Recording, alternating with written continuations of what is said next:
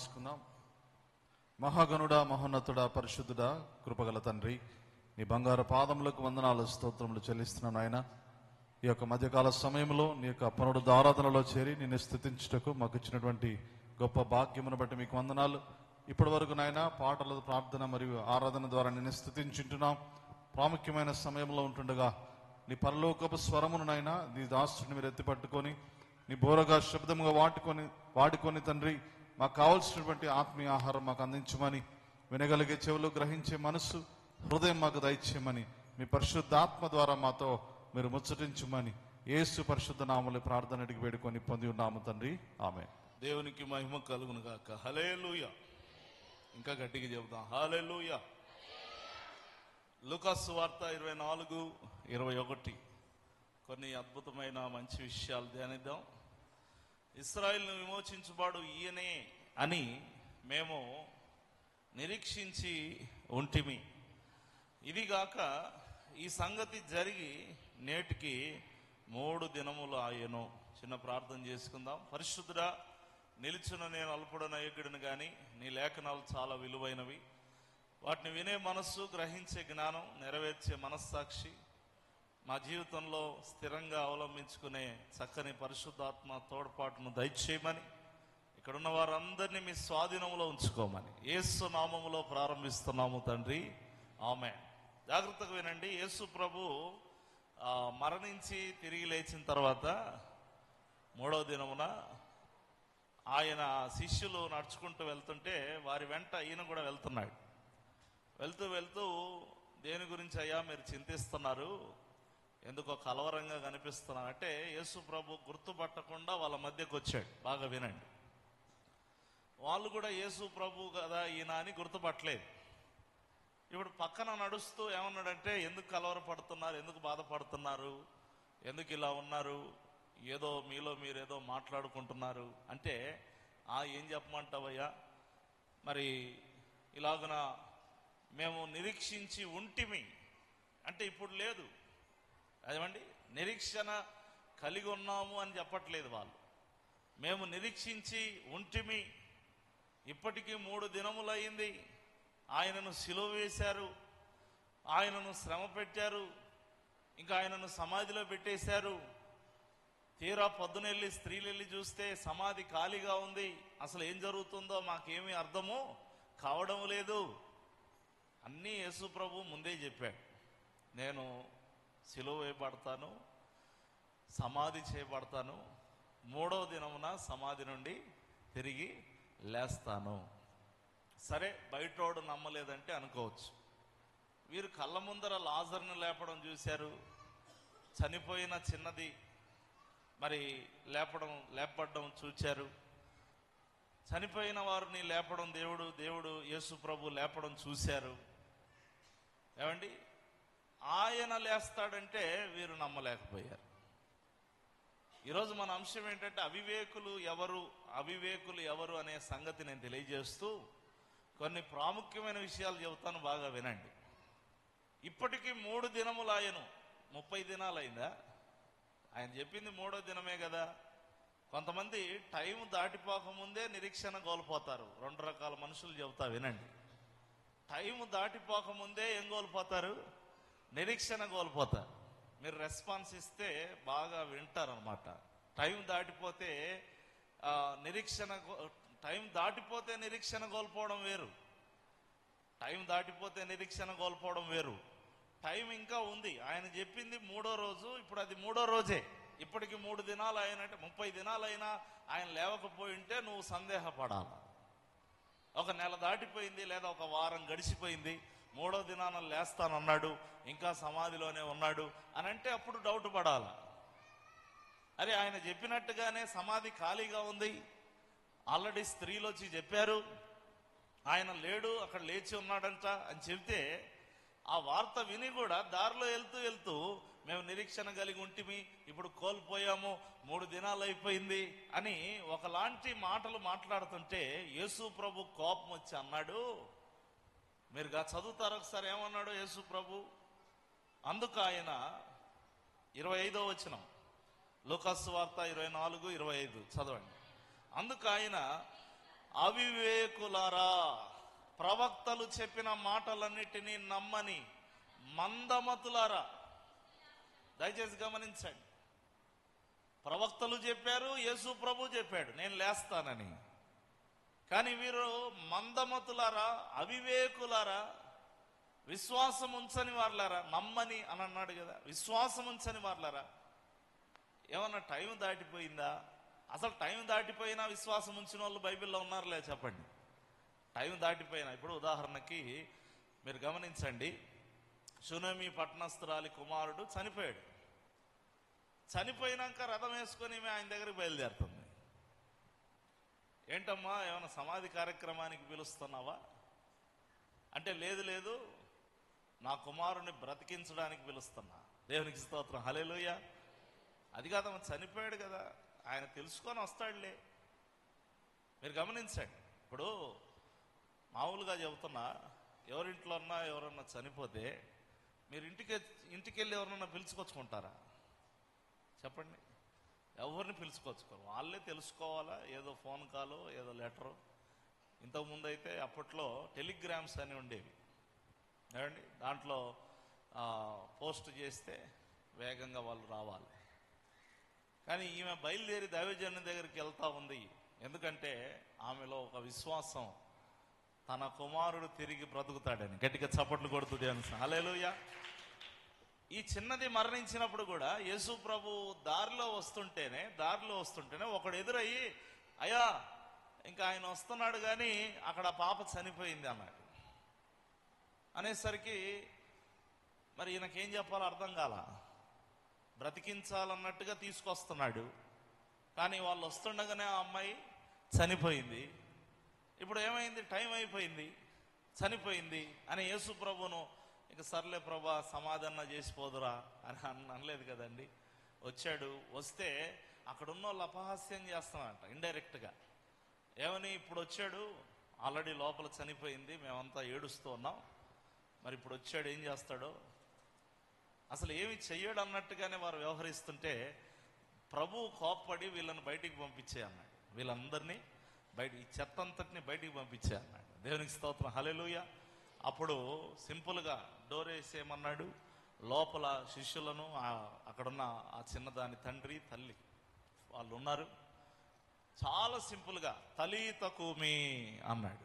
అంటే చిన్నదానా లెమ్మో అంటే లేచి కూర్చుని, సింపుల్, పడుకున్నది లేచినట్టు.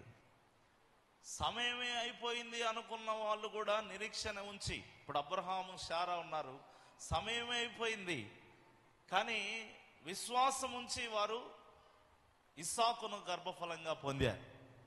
సమయం ఉన్నా కూడా నిరీక్షణ కోల్పోతే వాళ్ళను అవివేకులు అంటారా లేదా?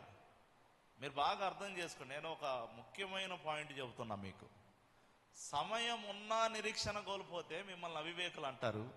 సమయం అయిపోయినా విశ్వాసం ఉంచితే మిమ్మల్ని విశ్వాసులు అంటారు. గట్టిగా చప్పట్లు కొడుతుంది. హల్లెలూయా, హల్లెలూయా. ఇప్పుడు ఉదాహరణకి మనము బాగుపడతాం అనుకున్నాం, అసలు బాగుపడే రోజులన్నీ అయిపోయినాయండి, ఇంకేం లేదండి అని మీరు అనుకున్నప్పటికీ కూడా, లోకం ఎత్తి పొడిచినా కూడా నేను బాగుపడే తీరతాను అని మీరు మరి ఖచ్చితంగా పట్టుబట్టి కూర్చున్నారంటే మీరు విశ్వాసులని అర్థం. ఇంకా సమయం ఉండంగానే నువ్వు నిరీక్షణ కోల్పోతే నువ్వు అవివేకి అని అర్థం. మీకు ఇంకో సింపుల్ మీకు అర్థం కావడానికి ఒక ఉదాహరణ చెబుతా. ఫిలిప్తీయులు 1000 రథాలు వేసుకొని వచ్చేసారు, బయట దండుగా రెడీగా ఉన్నారు. 1000 రథాలు వేసుకొని మిక్కుటమైన సైన్య సమూహంతో వచ్చి నిలబడ్డారు. సౌలు దగ్గరికి జనాలందరూ వచ్చి, కొందరైతే ఇక సౌలు దగ్గర కూడా రాలా, కొండల్లోకి గుహల్లోకి దాక్కోవడానికి వెళ్ళిపోయారు. అటువంటి పరిస్థితుల్లో సౌలు కూడా చాలా భయభ్రాంతులతో గురయ్యాడు. వీళ్ళు వచ్చి దాడి చేస్తారేమో, ఇంకా వీరు వచ్చి మనల్ని ఓడిస్తారు అని చెప్పి. అయితే సమూయేలు చెప్పినట్టుగా 7 దినాలు ఆగాలి. ఎన్ని రోజులు ఆగాలి? 7 రోజులు ఆగాలి. వాళ్ళేమో బయట రెడీగా ఉన్నారు. 7 రోజులు ఆగాలి. ఏమండి, 7 రోజులు ఆగినోడు 7వ రోజు ఆగలేకపోయాడు. 8వ రోజు అంటే అనుకోవచ్చు. మీకు ఎంతమందికి అర్థమవుతుంది? చేయొద్దండి ఒకసారి. 7 రోజులు ఆగినోడు 7వ రోజు ఆగలేకపోయాడు. ఇక్కడ చూడండి 3 రోజులు అయింది, 4వ రోజు కాదు కదా ఇది, 3వ రోజే. 3 దినములు, అన్నిటికీ 3 దినములు ఆయను. అందుకే తిట్టింది దేవుడు. మీరు 4వ రోజు 5వ రోజు ఈ మాట అంటే నేను ఒప్పుకుంటాను. నేను 3వ రోజు లేస్తానని చెప్పాను కదా, ఇది 3వ రోజే కదా. సౌలు కూడా 7 రోజులు ఆగాలి, 7 రోజులు ఆగాలి. 7వ రోజు నిరీక్షణ కోల్పోయాడు. 7వ రోజు నిరీక్షణ కోల్పోయాడు. కొంతమంది లాస్ట్ మూమెంట్లో పడిపోతారు, ఇంకా దేవుడు బాగుపరుస్తాడు అనే మూమెంట్లో పడిపోతారు. అట్లా కాదండి, 7వ రోజు ఆగిపోయాడు. 7వ రోజు తానే బలి అర్పించేశాడు. మీరు ఒకసారి చదువుతారా పరిశుద్ధ గ్రంథములో నుంచి? సమూయేలు గ్రంథము, 1 సమూయేలు గ్రంథం 13వ అధ్యాయము 5 నుంచి 13 వచనాలు. అన్నీ చదవడానికి సమయం లేదు, కానీ నేను చెప్పిన వచనాలు ఒకటి చదవండి. 5వ వచనం, ఫిలిష్తీయులు ఇశ్రాయేలీయులతో యుద్ధం చేయుటకై 30,000 రథములు, 6,000 గుర్రపు రౌతులు, సముద్రపు దరి నుండి ఇసుక రేణువులంత విస్తారమైన జన సమూహమును సమకూర్చుకొని వచ్చిరి. ఆ తర్వాత చదవండి 8వ వచనం, సమూయేలు చెప్పినట్లు అతడు 7 దినములు ఆగి సమూయేలు గిల్గాలుకు రాకపోవటయు జనులు తన యుద్ధ నుండి చెదరిపోవటయు చూచి, దహన బలి నా దగ్గరికి తీసుకురండి, దహన బలి అర్పించి చాలించిన వెంటనే సమూయేలు వచ్చాడు. వచ్చి ఏమన్నాడు తెలుసా? ఎంత అవివేకపు పని చేసితివి అన్నాడు. ఇందాక యేసు ప్రభు కూడా ఏమన్నాడు శిష్యుల్ని? అవివేకులారా అన్నాడు. ఇప్పుడు అదే మాట సమూయేలు సౌలును అన్నాడు. కాదే, 7వ రోజు అన్నా కదా, 7వ రోజు దాటిందా? 7వ రోజు అన్నా కదా, 7వ రోజు దాటిందా? ఎంత అవివేకపు పని చేసితివి, ఎంత అవివేకపు పని చేశావు. మీరు గమనించండి ఆ మాట. ఎన్నో వచనంలో అన్నాడు ఆ మాట చూడండి, 13వ వచనం. అందుకు సమూయేలు ఇట్లా, నేను నీ దేవుడైన యెహోవా నీకు ఇచ్చిన ఆజ్ఞను గైకొనక నీవు అవివేకపు పని చేసితివి. నీ రాజ్యం సదాకాలం పెడదాం అనుకున్నాడు దేవుడు, ఇంకా ఇప్పుడు అయిపోయింది నీ రాజ్యాన్ని. దేవుడు తీసేసుకొని ఇంకొక అతన్ని దేవుడు ఏర్పాటు చేసుకున్నాడు అన్నాడు. గట్టిగా చప్పట్లు కొడుతూ దేవుని స్తుతిద్దాం. హల్లెలూయా. మీరు బాగా వినండి, ఎందుకంటే 8th డేనో 9th డేనో 10th డేనో ఆయన రాలేదయా, వస్తా అన్నాడు, రాలేదు. వాళ్ళేమో బయట సైన్యం రెడీగా ఉన్నారు, ఎన్ని రోజులని ఆగాలి మేము అని 8వ రోజో ఇంకో రోజు అతను ఆ చర్య చేశాడంటే ఏమో అనుకోవచ్చు. 7 రోజులు ఆగినోడు 7వ రోజు ఏం రోగం వచ్చింది? ఎన్నో రోజులు నిరీక్షణ ఉంచిన నీవు, ఎన్నో రోజులు విశ్వాసం ఉంచిన నీవు, ఎన్నో రోజులు దేవుని యందు భయభక్తులు నిలిపి ఓపిక పట్టిన నీవు ఎందుకు ఆ నిరీక్షణ కోల్పోతావు? నిరీక్షణ కోల్పోవద్దని. నిరీక్షణ కోల్పోయే పరిస్థితి నీలో ఎప్పటికీ రాకూడదు. సమయం ఉన్నా రాకూడదు, సమయం దాటిపోయినా రాకూడదు. గట్టిగా చప్పట్లు కొడుతూ దేవుని హల్లెలూయా. మీరు ఒకటే మాట అనుకోండి, సమయం మించిపోయినా నేను నిరీక్షణ కోల్పోను. ఉదాహరణకు ద్రాక్షారసం అయిపోయింది, నాకు తెలిసి ఇంకా కొద్దిసేపట్లో కనుక వాళ్ళకి ద్రాక్షారసం అందించకపోతే తిట్టుకుంటూ వెళ్ళిపోతారు. పెళ్లికి పిలిచి భోజనం అందరికి పెట్టలేదంటే వాళ్ళు అప్పటిదాకా పెళ్లి కొడుకుని పెళ్లి కూతురుని చూసి మురిసిపోయిన వాళ్ళు భోజనం కడుపులోకి పోకపోయేసరికి పెళ్లి కొడుకు ఇకారంగానే కనిపిస్తాడు, పెళ్లి కూతురు ఇకారంగానే కనిపిస్తాడు, పిలిచిన వాళ్ళు ఇకారంగానే కనిపిస్తాడు. ఎందుకంటే ఆ భోజనం దగ్గర వాళ్ళకి లోటు రాకూడదు. ఇప్పుడు ద్రాక్షారసం అయిపోయింది, ఆ ఉన్న కాస్త పంచుతున్నారు. ఏమండి, ఇంకా కొద్ది క్షణాల్లోనే లేదా కొద్ది నిమిషాల్లోనే వాళ్ళకు మళ్ళీ ఇంకో ద్రాక్షారసము కుండ సప్లై చేయాలి. యేసు ప్రభు సింపుల్గా అంటాడు, మరియమ్మ వాళ్ళ దగ్గరికి పంపిస్తే యేసు ప్రభు ఏమన్నాడంటే, నా సమయం ఇంకా రాలేదు. నీ సమయం రాకపోవడం ఏంటి ప్రభు? ఇక్కడ కొంపలు ఆరిపోతున్నాయి, ఇక్కడ పరిస్థితి ఎట్టా ఉంది, నీ సమయం రాలేదంటావేంటి అని నసుక్కోవడం, సనుక్కోవడం, నిరీక్షణ కోల్పోవడం చేసిందా మరియా? ఏం చేసింది మరియా తల్లి? ఏం చేసింది? ఆయన మీతో చెప్పునది చేయండి. ఆయన అలాగే అంటాడులే, ఏమాత్రం కూడా విసుగక. సమయం అయిపోతున్న మాట వాస్తవమే, సమయం అయిపోతున్నా నిరీక్షణ కోల్పోలేదు. గట్టిగా చప్పట్లు కొడుతూ దేవుని హల్లెలూయా. నేను చెప్పే ఆ విషయం, ఆ చిన్న ముడి మీకు అర్థమైతే చాలండి, మీరు నిరీక్షణలో చాలా బలపడతారు. సమయం దాటిపోతుంది, సమయం కోల్పోతున్నాం, సమయం పోతుంది, ఎప్పుడు నిరీక్షణ కోల్పోవద్దండి. కొంతమంది సమయం ఉన్నప్పుడే నిరీక్షణ కోల్పోతారు. సమయం ఉన్నప్పుడైనా, సమయం దాటిపోయినప్పుడైనా నిరీక్షణ కోల్పోనే కోల్పో. ఈ నిరీక్షణ నన్ను సిగ్గుపరచదు, ఈ నిరీక్షణ నన్ను సిగ్గుపరచదు, ఈ నిరీక్షణ నన్ను సిగ్గుపరచదు, ఈ నిరీక్షణ నన్ను సిగ్గుపరచదు. సియోనులో నా యేసుతో సింహాసనం ఎదుట కొత్త పాట నా. దేవునికి స్తోత్రం కలుగును గాక. హల్లెలూయా. మనం నిరీక్షణ కోల్పోవాల్సిన అవసరమే లేదు. దేవుడు ఎటువంటి అద్భుతాలైనా చేస్తాడు. ఇంకా అయిపోయింది నా బ్రతుకన్నంలోని కూడా అందలం ఎక్కించి కూర్చోబెడతాడు. బతికితే చాలరా బాబు అనుకున్న వాళ్ళని రారాజులుగా చేస్తాడు ఆయన. బతికి బట్ట కడితే చాలు అనుకున్నోడిని మహారాజుని చేసి సింహాసనం మీద కూర్చోబెడతాడు. గట్టిగా చప్పట్లు కొడుతుంది. హల్లెలూయా. వాళ్ళు ఏమనుకుని ఉంటారు, నేను బతికితే చాలు అనుకుని ఉంటారు, లేకపోతే నేను ఏదో 4 ముద్దలు తింటే చాలు అనుకుని ఉంటాడు. కానీ దేవుడు ఏం చేస్తాడు, ఆ దేశానికే ప్రధానం చేసి పెడతాడు. మీరు ఆలోచన చేయండి. దేవుని యొక్క కార్యాలు మనం నిరీక్షణ కోల్పోకుండా, విశ్వాసం కోల్పోకుండా, ఆయన సజీవుడనియు, ఆయన ఉన్నవాడనియు, ఆయన అడుగు వారికి అడిగినవి దయచేయగలడని మీరు నమ్మాలి. వాక్యం సెలవిస్తుంది. ప్రార్థన చేయు వారందరి ఎడల కృప చూపుటకు ఆయన ఐశ్వర్యవంతుడు.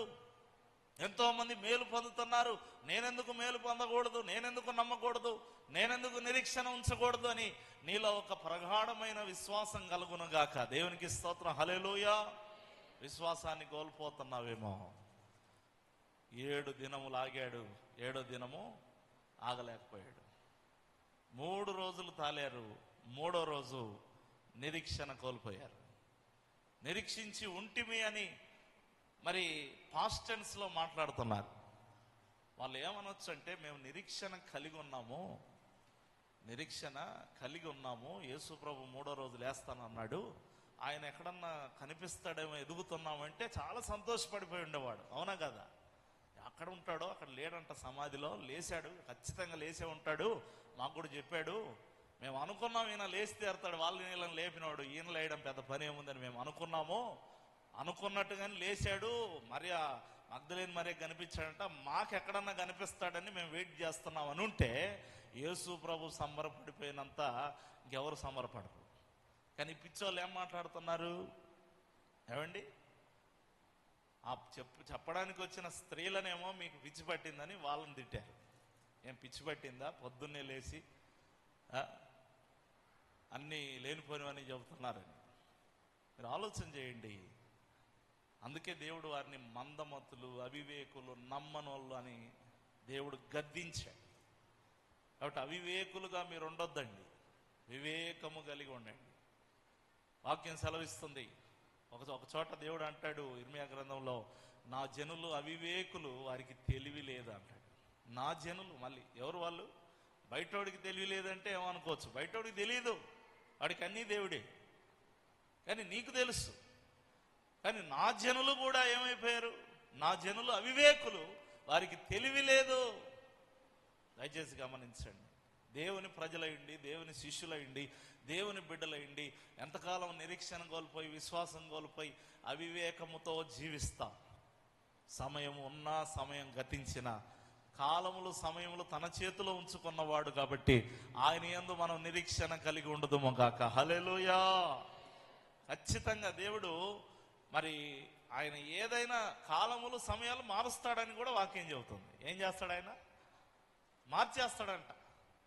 ఈ టైంలో ఇది జరగదు అంటే ఆ టైంలో అది జరిగిస్తాడు. ఈ టైంలో ఇది జరిగి తీరుతుందంటే ఆ టైంలో అది జరగకుండా చేస్తాడు. నేను ఒక అద్భుతమైన ఉదాహరణ ఒక చిన్న కూడికలో చెప్పాను, ఇప్పుడు చెప్పాలి, చాలా అవసరం. డేవిడ్ లివింగ్స్టన్ అనేటువంటి ఒక గొప్ప మిషనరీ, బాగా వినండి, ఇదొక్క మాట చెప్పి నేను ముగించేస్తాను. ఇతను ఎవరు ఏంటి అనేది నేను చాలా క్లుప్తంగా చెబుతాను, బాగా వినండి. ఒకసారి ఒక మిషనరీ ఒక ఆయన ఒక మీటింగ్ పెట్టాడు. ఇలాగే ఒక మీటింగ్ పెట్టి మీలో నుండి సువార్థికులను ఒక చోటికి పంపడానికి. అప్పుడు ఆయన వచ్చిన చర్చికి ఎవరు వచ్చారంటే, ఆ రోజు మరి హాలిడే లేదో లేకపోతే ఆ రోజు ఏం జరిగిందో మరి, పూర్తిగా నిస్సత్వ గల పెద్ద వయసు గలవారు, ఒక 4 అడుగులు కూడా వేయలేని వాళ్ళు కొద్ది మందే వచ్చారు. కొద్ది మందే వస్తే ఈ మిషనరీకి లోపల చాలా నిరుత్సాహం కలిగింది. అరే, నేను వేరే దేశాలకి, వేరే యేసు ప్రభు అంటే తెలియని ప్రాంతాలకి ఎవరినన్నా పంపుదామని నేను ఇంత దూరం వస్తే ఇక్కడేంటి మరి ఆ వృద్ధులు ఉన్నారు, లేదా అసలు పని ముందుకు వెళ్ళలేని వాళ్ళు ఉన్నారు, వీళ్ళందరూ ఉన్నారు ఏమిటి అని బాధపడ్డాడు. కానీ ప్రభు అన్నాడు, వాళ్ళందరినీ చూడొద్దు, నువ్వు వచ్చిన పని నువ్వు కానిమన్నాడు. బలంగా మెసేజ్ చెప్పాడు. గంటన్నర మెసేజ్ చెప్పి, ఇలాగున మరి ఒక దేశంలో మీరు భారంగా వాడబడాలి, ఆ ప్రాంతంలోకి మీరు వెళ్ళాలి అని చెబుతూ ఆయన ఒక లోపల ఒకలాంటి ఆలోచన ఉంది, కానీ మీలో ఎవరైనా వెళ్తారా అని చెయ్యెత్తాడు. బాగా వినండి, మీలో ఎవరైనా వెళ్తారా? మిషనరీగా సువార్థికులు ఎవరైనా వెళ్తారండి? ఎవరు ఎత్తారండి? ఏంటి, నేను 4 అడుగులు వేయలేము, ఏదో పాస్టర్ గారు బాధపడతారని ఎవరో నువ్వు వస్తున్నావని చెబితే, ఇంట్లో ఫ్రీగానే ఉన్నాం కదా ఇంకా ఏముందిలే అని వచ్చి కూర్చుంటే, ఈయన వెళ్తారా, ఆ దేశానికి వెళ్తారా, ఆ అడవికి వెళ్తారా, ఆ సౌత్ ఆఫ్రికాకి వెళ్తారా? ఎవరు వెళ్తారు? ఎవరు చేయత్తలా. కానీ ఒక 13 ఏళ్ల వయసు గల చిన్న పిల్లవాడు ఆ స్టేజ్ దగ్గర పరిచర్య చేస్తూ చెయ్యొచ్చాడు. గట్టిగా చప్పట్లు కొడుతుంది. హల్లెలూయా. అతని పేరే డేవిడ్ లివింగ్స్టన్. బాగా వినండి. ఈ డేవిడ్ లివింగ్స్టన్ చేయెత్తిన తర్వాత ఒక మాట అన్నాడు, ఇదిగో కరెక్ట్గా 10 ఏళ్ళలాగా వస్తాను నీ దగ్గరికి. నేను చాలా సంతోషపడుతున్నా, దేవుడు నీలాంటి ఆ చిన్న వయసులో ఉన్నవాడిని ఇంత ప్రేరేపించాడు. నిజంగానే నువ్వు చేయెత్తావా, ఊరికే చేయెత్తావా అని అడిగాడంట. లేదండి, నేను నిజంగా చేయెత్తాను. నేను మళ్ళీ వచ్చి అడిగినప్పుడు ఇదే మాట మీద ఉంటావా? ఇదే మాట మీద ఉంటాను. నేను అంత వాక్యం అంతా విన్నాను, నేను ఇప్పుడు వెళ్ళమన్నా వెళ్తానేనన్నాడు. అంటే లేదు ఇప్పుడు వద్దులే, నేను ఒక 10 ఏళ్ళలాగి వస్తాను, అప్పుడు దాకా నువ్వు సిద్ధపడతా ఉండు అని చెప్పి అతనికి 26 సంవత్సరాల వయసులో గుర్తుపెట్టుకొని వచ్చాడు. ఇదిగో డేవిడ్ లివింగ్స్టన్, నువ్వు 10 ఏళ్ల క్రితం మాట ఇచ్చావు కదా, ఆ మాట మీద ఉన్నావా? చెప్పాను కదండి, మాట మీదే నేను ఉన్నాను. తన యవ్వన కాలాన్ని కాపాడుకున్నాడు. 10 ఏళ్ళు దాటిన తర్వాత కూడా అదే మాట మీద ఉన్నాడు. కొంతమంది యవనస్తులు ఉంటారు, 1 సంవత్సరం పాటు వీళ్ళ హుషారుతనం చూడలేము, తర్వాత ఎట్లా పోతారో, ఏమైపోతారో, ఎంత చెడ్డ గుణాలు కలిగి జీవిస్తారో. అట్లా చేయలేదు డేవిడ్ లివింగ్స్టన్. 13 ఏళ్ల వయసులో తాను తీసుకున్న నిర్ణయానికి కట్టుబడి ఉన్నాడు. 26వ సంవత్సరం అప్పుడు ఆ మిషనరీ మళ్ళీ వచ్చి సౌత్ ఆఫ్రికా దేశానికి పంపాడు. అది కూడా అడవి జాతుల మధ్య వారికి పంపాడు, తెగల వారి మధ్యకి, అంటే ఏజెన్సీ ప్రాంతాలకు, అటవీ ప్రాంతాలకు పంపాడు. పంపించినప్పుడు అతను సువార్త, అంటే మిషనరీలు ఎట్లా వెళ్తారంటే గూఢాచారులాగా వెళ్తారు, ఏదో అక్కడ పని చేసుకుంటున్నట్టు, లేదా ఒక ఆ రీతిగా ఇబ్బందికరంగా లేకుండా వెళ్తారు. ఆ తెగ యొక్క, అడవి జాతి మనుషుల యొక్క తెగ యొక్క గురువు ఒక ఉత్తరం రాశాడు ఇతనికి.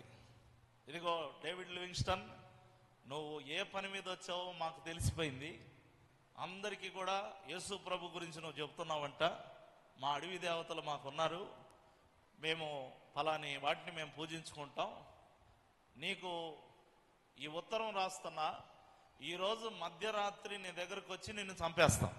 బాగా ఏనండి, ఈరోజు మధ్యరాత్రి నీ దగ్గరకు వచ్చి మేము చంపేస్తాం, పారిపోతే బతుకుతావు, లేకపోతే ఇంకా నీ ఇష్టం అని చెప్పి వారు కబురు పంపారు. డేవిడ్ లివింగ్స్టన్ ఈ వార్తను చర్చికి చేరవేశాడు, అంటే ఈయన బలపడి వచ్చిన సంఘానికి వార్తను చేరవేశాడు. బాగా వినండి, రాత్రి గడిచిపోయింది, పగలైంది, ఎవరు అతని దగ్గరికి రాలేదు, ఎవరు అతన్ని చంపలేదు. ఇంకా కావాలంటే ఇంకా విశేషం ఏంటంటే కొన్ని రోజులైన తర్వాత ఆ చంపుతానన్న ఆ తెగవారి గురువే రక్షణ పొంది, మారు మనసు పొంది, యేసయ్యే నా సొంత రక్షకుడని అంగీకరించాడు. దేవునికి స్తోత్రం, హల్లెలూయా. అక్కడతో అద్భుతం అయిపోలా.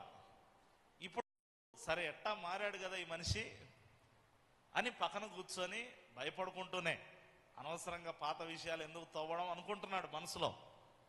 కానీ భయపడుతూనే పక్కన కూర్చొని, కాదు సార్ నిన్న ఒక మాట అడగొచ్చా నేను అంటే, ఏంటి అడుగు. ఆ రోజు అర్ధరాత్రికి అలా చంపేస్తానన్నావు కదా నన్ను.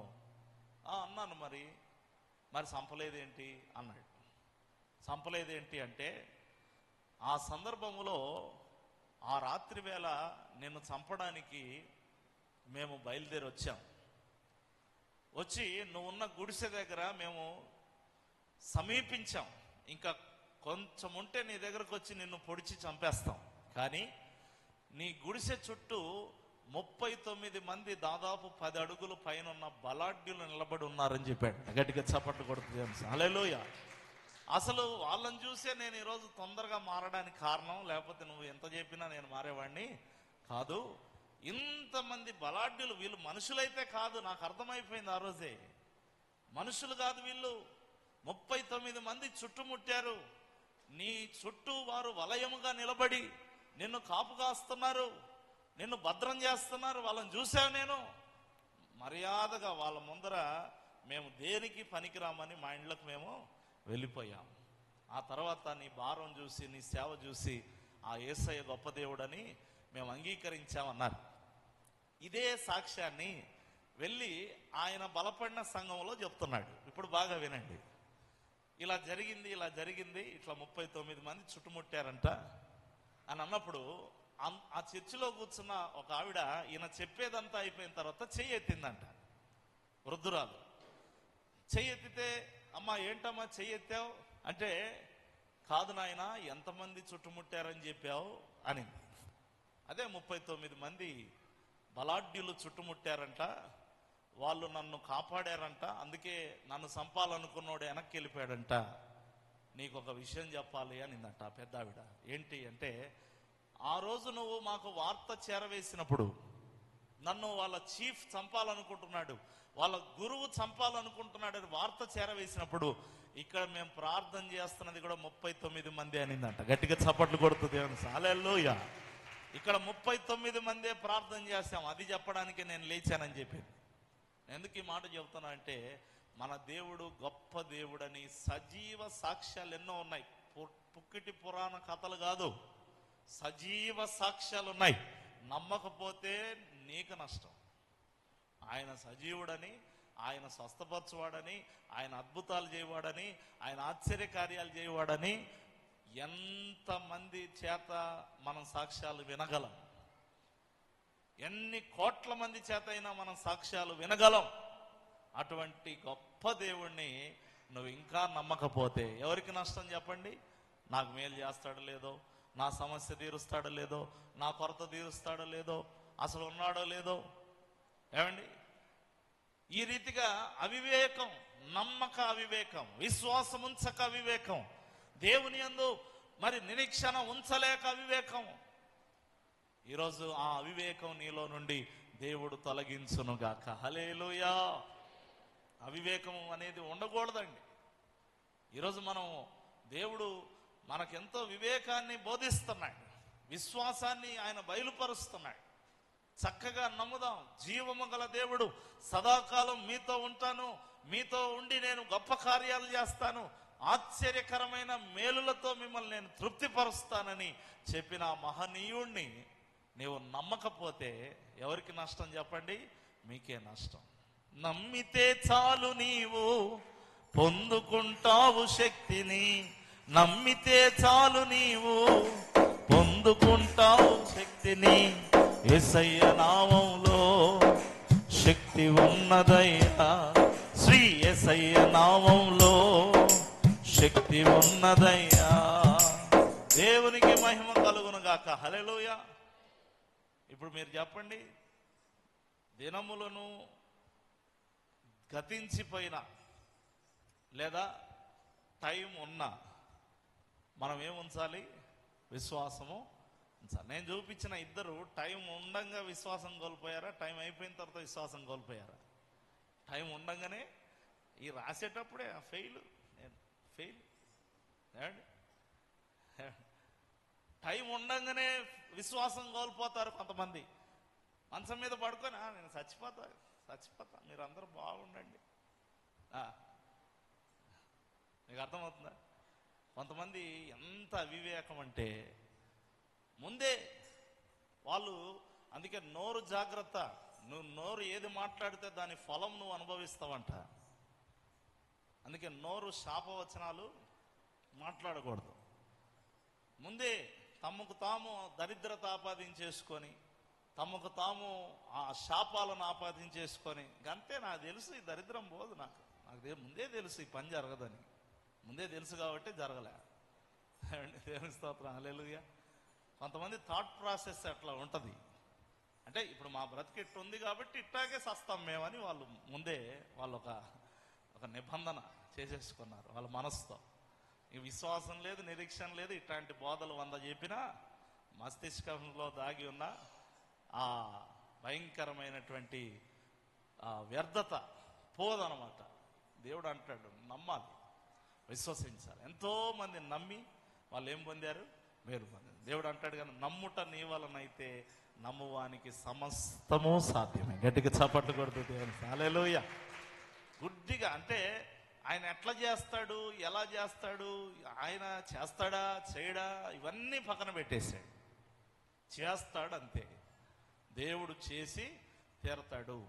నా కష్ట సమయంలో నాకు తోడై ఉంటాడు. నాకు ఏ విధమైన అపాయము రాదు, వచ్చినా ఆయన చూసుకుంటాడు. షడ్రక్ మేషక్ అబేద్నెగోలు అదే కదా, ఆయన అగ్ని గల ఆ వేడిమి గల అగ్నిలో మమ్మల్ని కాపాడుతాడు. కాపాడకపోయినా ఆయన ఇష్టం. మేము ఆయన ఎందుకు నిరీక్షణ కోల్పోం. చచ్చిపోతానేమో కానీ కోల్పోం. మీకు అర్థమవుతుందా? ఒకవేళ చనిపోతామేమో కానీ నిరీక్షణ మాత్రం ఆ విధంగా ఉంటే వాళ్ళు ఎందుకు అగ్నిలో వాళ్ళ వెంట్రుక కూడా కాలేదండి. అరే బాగా కాలి బయటపడ్డారా, మొత్తానికి భలే బతికిచ్చాడు వీళ్ళు దేవుడు అన్నట్టు బయటపడ్డారా వాళ్ళు? ఒక తల వెంట్రుక కూడా కాలనట్టుగా బయటపడ్డారు. గట్టిగా చప్పట్లు కొడుతూ దేవుని స్తుతిద్దాం. హల్లెలూయా. నిరీక్షణ ఉన్నోడు నశించడు, విశ్వాసం ఉంచువాడు కలవర పడడు.